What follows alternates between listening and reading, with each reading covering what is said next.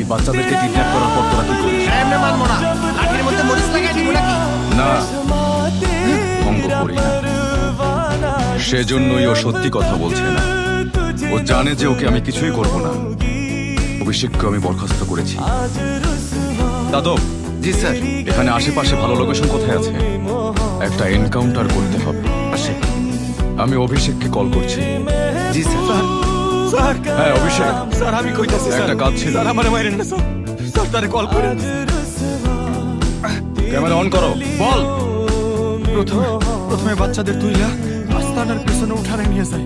গ্রামের স্কুলের পার্ক থেকে বাচ্চাদের আমরা এইভাবে তুলে আনতাম।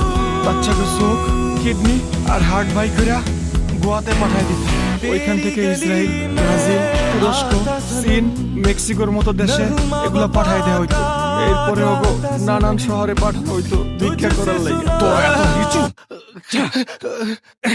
তোদের পশু পড়লে তাদেরকে অপমান করা হবে। সবকিছু বল আমাকে, সবার নাম চাই আমার।